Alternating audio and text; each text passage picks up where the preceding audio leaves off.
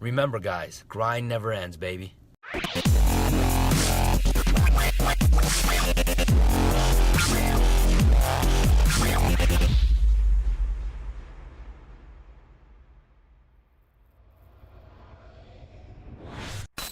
It is the nightly drive and the recap of the day. Jeff Koga here. Welcome to the recap on the late night drive. Late night with Jeff Koga. Alright, so what did I learn today? How did I get better today? Let me talk about that. You gotta humble dominantly. You have to dominate humbly. I made some rookie mistakes. This morning I was talking about from yesterday's mistake of a real estate deal that we had going on, and it could have turned into probably a rehab, and that rehab that I would have most likely have bought the property and have done. Why? Is because the number was just so favorable, meaning that you could have bought the condo for just $50,000 out of our pocket to turn that into maybe, $100,000 or something like that. That's a great return, right? We made that mistake. Why? Is because we didn't pay attention to what we normally pay attention to. When I say we, it's more of I, and because of that cost us. Now, not to say we're not going to make money, because we're going to get a listing out of it, okay? But the backstory, if you missed it, go watch that video from this morning where I explained what happened. But I'm looking at it, I'm just like, man, I made another mistake on negotiating another deal. And this one happens to be a Temple City deal that we're working on, and we'll make some money on it. I'm not too sad about it, obviously with a few phone calls, right? I think maybe 3 phone calls, we're gonna make a couple grand, so it's not bad, all right? But definitely could have been better. But getting rusty, and it happens. And truth be told, been out of the game way too long, I think. And if you haven't been doing it, like anything else, right? So it's true. If you don't use it, you lose it. Picture this. You get an email from a person you know by name, right? You know their email. Why? Is because we're part of the same mastermind group. And I know that person does deals, okay? But they do deals up north, right? Like, I believe Sacramento. And you get an email, say, hey, here's the numbers on these deals. This deal. And this deal, when you look at it, just surface level, all right, you can instantly tell that the numbers are inflated. How do you know? It's because you've been doing it for so long. So it just sticks out. It's screaming at you. Here's what I mean is, home says it's 1,600 square feet. They say a repair cost is $40,000 on there.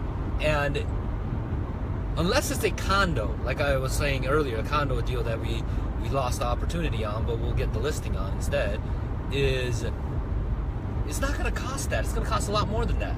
Why? Is because you're about $20 a square feet, and the price point that they were saying after it's fixed up and what it'll sell for, they said it's $900,000. $900,000, almost $1 million on that resale value. Right? So just looking at that home better have been repaired or did a remodel, a full-blown remodel, like the last 5 years. If it didn't, it's not going to cost that. It's going to cost significantly more than that. Right? So it's one of those things that you learn as you do more deals, that some of the things are screaming at you. Now, one thing that did pop up on this particular deal that kind of made me think, and says, okay, this might be pretty damn good, was the fact that the lot size was over 10,000 square feet. All right, over 10,000 square feet. I believe almost close to 11,000. So this pocket of Temple City, what's going on is, if you're in the Southern California area, but if you're not, pay attention to this. All right, something called gentrification. And what gentrification is all about is when a group of individuals start migrating out of a certain area. All right, and then it can be for moving from because it's a bad area and people are moving out, or because it's a good area and people are moving out, or because of the population of the community changed, right? Meaning it can be a racial thing. Certain type of race is moving in there, okay? So the other type of race is moving out, vice versa, all right? But the point is that people are migrating, all right? So the gentrification that's going on in this city, the Temple City, is a lot of it is that the Asian money, right, Chinese money is moving in there. Now, why is that? Is because a city literally west of that called Arcadia has been predominantly Asian community, people have been getting priced out. So they're going more east, and the place that they're going to is, guess what, Temple City. And to a point where, if you know Southern California and you know the area, the bank that's actually funding these new construction deals, where they're taking homes like 1,600 square feet on a lot that's over the 10,000, knocking them down and selling them for like over $2 million and stuff like that, is called, guess what, the Royal Bank of China. And the only reason why I know this is because when I started doing, new construction homes, right, like custom homes I'm talking about, right, one of the areas that we started wholesaling in is Temple City. And in Temple City, I like to analyze pockets like that to find out who's lending on that. So I looked at all the new construction home, looked at the title report, and I looked at the actual lender who funded these transactions, and the name kept on popping up, the same name over and over. And it was the Royal Bank of China. All right, so if you wanted to find developers that do these types of transactions, guess what? You can reverse engineer the transaction and be like, hey, and you can go to a data company and be like, give me all the loans that are funded by this bank and over this amount of price point. And they'll send it over to you, right? It's a single family home, and you can get it, and you can now, boom, instantly have a buyer's list in that pocket. All right, so we have this one, and I don't know if it'll move or not. I honestly don't know if it'll move or not. One buyer already backed out on it. I have another buyer on it, and I have no idea. But luckily enough, I didn't spend too much time on it. The only thing that I'm kind of saddened about, right, is the fact that it comes from another wholesaler that's up north, and it's one of her students that's been working on it. Supposedly, the student has been working really, really hard, and I'm sure they want to get paid. I think it was 7 months in, and still haven't done a deal yet. Now, that person isn't doing it full time. They got a good paying job and they're doing it part time, but they're working really hard, right? So I feel I feel it. I get it. You're new in the game, and I would love to get it closed and help them help that person get paid, that guy get paid. But it may not work. Honestly, it may really not work. So that's where truly the challenge boils down to. But we'll find out tomorrow, because I'm waiting on the response to see if that buyer will come in and actually make that work. And if it does, great. We make kind of peanuts on it, but maybe like I'm talking about like $3,000 or something like that. But my bank won't discriminate against that, right? So the small ones pay the bills, as I like to call it.